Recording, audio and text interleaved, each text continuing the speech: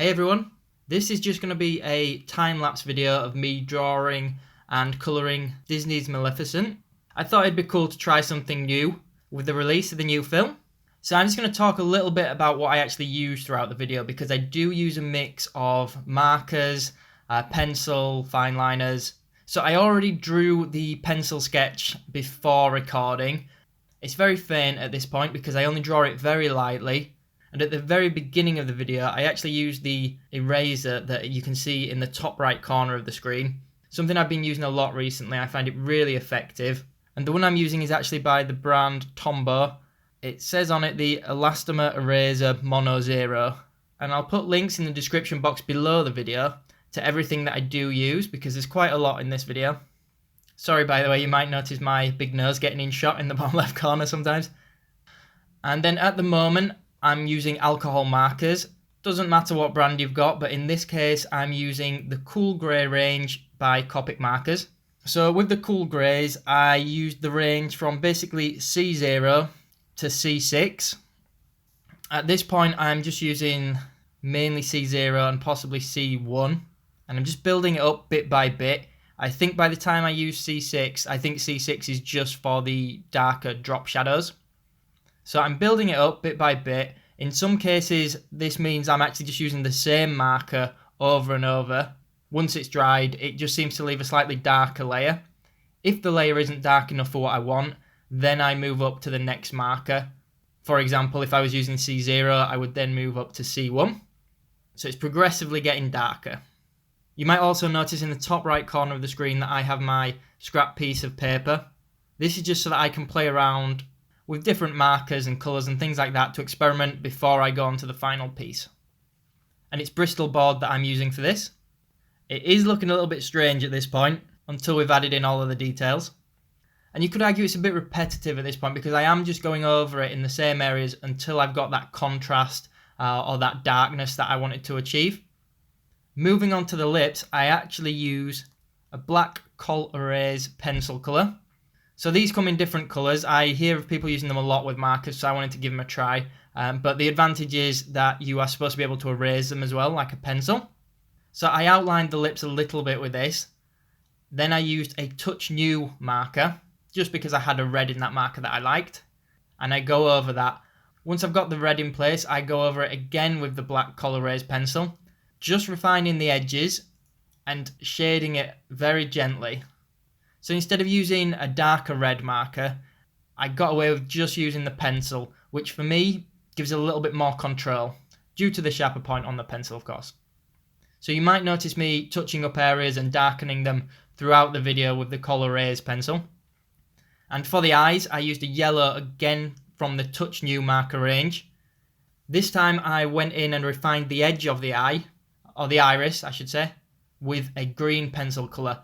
This one is a Faber-Castell Polychromos, just because that's what I had a green available in. I do use a fine liner, a Copic multi-liner in fact, for the centre of the eye, for the pupil. And I wasn't sure if it would be dark enough, but I used the Colt Erase pencil once again, the black Colt Erase, for the eyebrows. Later on in the video though, you will see that I go over and refine these with a black Polychromos pencil colour.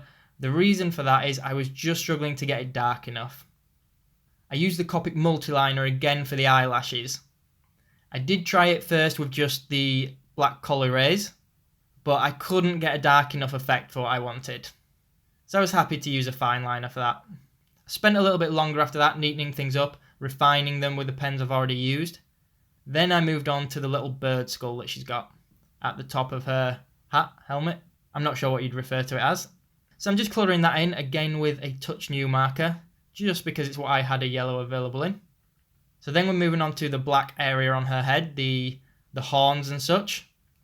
I've switched to a Winsor Newton Pro marker here, and I also have a Spectrum Noir black marker that I'm going to use in a minute. The reason I use two different black markers is they are very slightly different in colour. One of them's got a slightly different tint to it. And I wanted a black background as well as the black horns, so I figured using a slightly different brand did separate them a little bit. But this is where I go in with my Jelly Roll pen, which is basically a white gel pen. Those of you who watch a lot of art videos on YouTube probably see people use these a lot. So I refine the edge of the horns so that I can then distinguish them and separate them from the black background that I'm putting in. So as mentioned, this one's actually a Spectrum Noir marker. The black is a little bit different as mentioned, but I'm not sure how well it shows up on camera. And I apologise because my camera isn't perfectly focused here. I was trying to use a manual focus, and this second half isn't quite as in focus as the first one. But hopefully you can still see it clear enough. I should point out as well, there are a lot of mistakes with this. I struggled a lot with the eyes and the mouth. The eyes do improve when I put another highlight in them later, but the mouth I did too short, or I didn't do it wide enough for the rest of the face. But I didn't want to risk changing it at this point and potentially making it even worse. But I spent quite a long time just going in with this Jelly Roll pen. I didn't get this exact to the reference because I didn't think it was that important. I also struggled to see the exact pattern or shape of a helmet, and getting things to be symmetrical on this was probably one of the hardest bits. So you can see how that white Jelly Roll pen really separates the horns from the background. And I used the white again for the highlights in the eyes and on the lips.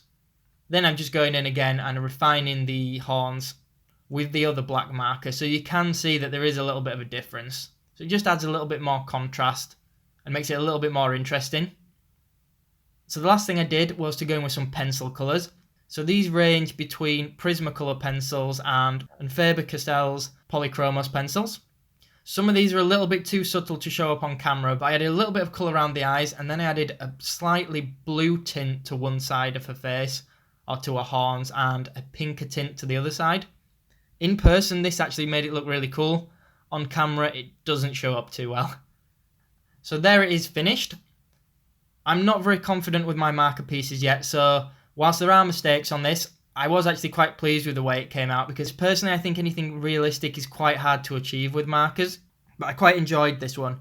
And altogether, this one took me about 4 hours from start to finish, including the sketch. I hope you enjoyed the video. As always, if you did, make sure you hit that thumbs up button and leave me a comment below. Let me know what other videos you guys want to see in the future, or who you want me to have a go at drawing. And make sure that you subscribe for more content. Thanks for watching, everyone.